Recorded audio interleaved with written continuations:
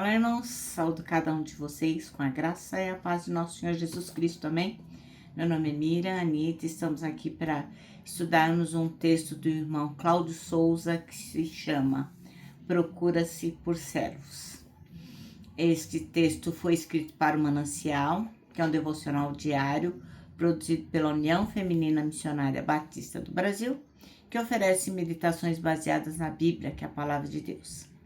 Ora, quando nós estudamos o manancial, lemos o texto bíblico, estamos conectados com aquilo que Deus quer nos ensinar, somos inspirados, exortados e edificados. Isso promove o nosso engajamento com a missão de Deus e faz com que nós cresçamos espiritualmente cada vez mais. Como vocês sabem, eu não escrevi o texto, foi o pastor Cláudio Souza. Então, o que eu vou fazer? Vou ler e contar para os irmãos aquilo que eu entendi, tá bom? Então, vamos orar e pedir ao Senhor que nos ensine. Ó Pai, nós agradecemos este momento do devocional, pedimos que Tu nos ensines aquilo que é importante que nós saibamos, que nós possamos estar atentos à importante missão de servir. É em nome de Jesus que oramos. Amém. Bom, irmãos, então, nosso texto está em Mateus, capítulo 20. Nós vamos ler do 25 ao 28, bem pouquinho. Então, Jesus os chamou e explicou. Sabeis que os governadores dos povos os dominam e que são pessoas importantes que exercem poder sobre as nações. Não será assim entre vós, ao contrário. Quem deseja ser importante entre vós, será esse o que deva servir aos demais. E quem quiser ser o primeiro entre vós, que se torne o vosso escravo. Assim como o Filho do Homem, que não veio para ser servido, mas para servir e dar a sua vida como único resgate por muitos. Amém? Bom, o texto chama-se Procura-se por Servos, e o versículo escolhido pelo pastor Cláudio Souza foi o 27, que diz: E quem quiser ser o primeiro entre vocês, que seja o servo de vocês. Bom, então aqui está falando de como a gente pode servir as pessoas de modo, uma disponibilidade que realmente sirva as pessoas, né? Quando diz aqui, quem quiser ser importante, não deve ser assim, né? Que queira servir os demais, é o que está falando aqui. Então, quando você se dispõe a liderar alguma coisa, o seu desejo deve ser o de servir. Porque essa questão de liderar para ser o melhor, tal, é um conceito que vem da empresa, né, do mundo corporativo, onde as pessoas lideram e cada vez querem liderar mais e querem que as pessoas cumpram metas e colocam os outros para servir. No entanto, Jesus, há muito tempo, ele ensinou para os discípulos dele, portanto, ensinou para nós, que quando a gente quer ser líder no reino de Deus, a gente tem que fazer o inverso. Em vez de querer ser o mais importante, nós devemos querer sermos os escravos. Então, não é à toa que no versículo 27, Jesus fala, quem quiser ser o primeiro, que seja o último. Ou seja, aquele que quer ser líder, não entenda isso como um privilégio, mas como uma grande responsabilidade. Porque, logicamente, né, você não vai liderar sem depois dar conta daquilo que você fez. Nas palavras de Jesus, quem ocupa uma função de líder no reino de Deus deve concentrar tudo que ele tem, toda a sua mente, o seu corpo, suas ações, nas necessidades do outro, em como ele deve servir da melhor forma ao próximo. E não deve ficar se concentrando naquilo que ele quer, nas suas vontades, como ele quer realizar os seus desejos. Nada disso. Em Cristo, o objetivo da liderança não é se agarrar ao poder, pelo contrário.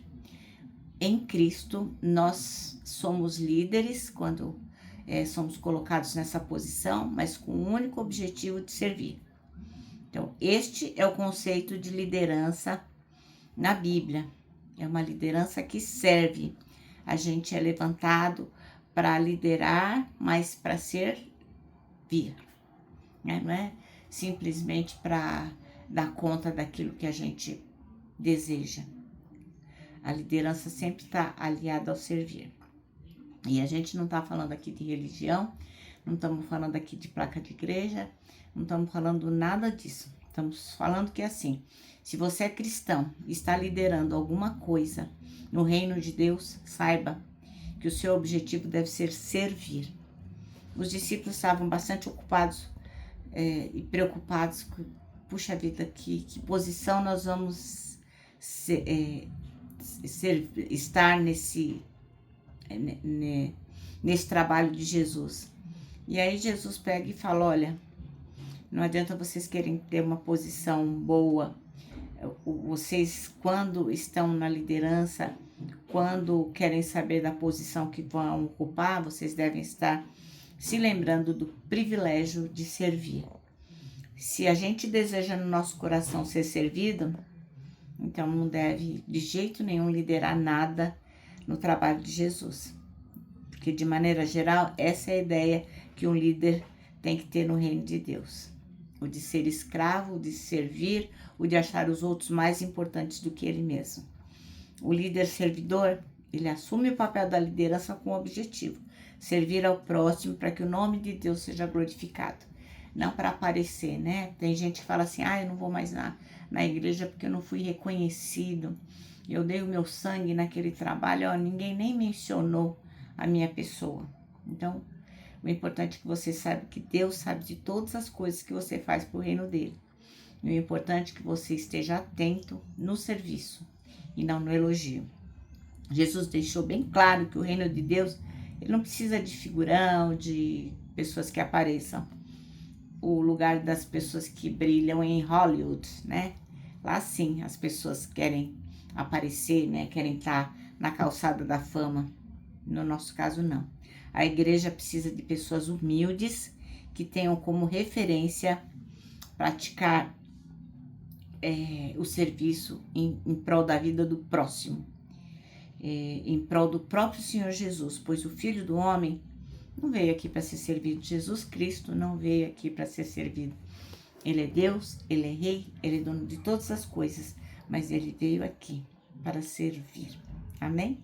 Bom, o nosso manancial termina assim. O reino de Deus necessita de líderes que sirvam.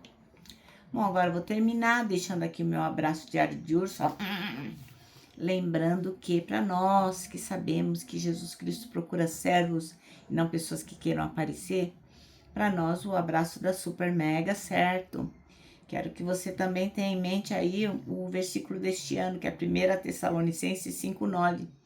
Que diz assim, porque Deus não nos destinou para a ira, mas para recebermos a salvação por meio de nosso Senhor Jesus Cristo. Agora sim, agora eu me despeço com a frase do ano, que é a seguinte: independente do desafio que você esteja enfrentando, lembra disso, meu irmão, lembra, minha irmã, você não tem que ter medo, sabe por quê? Deus já está lá.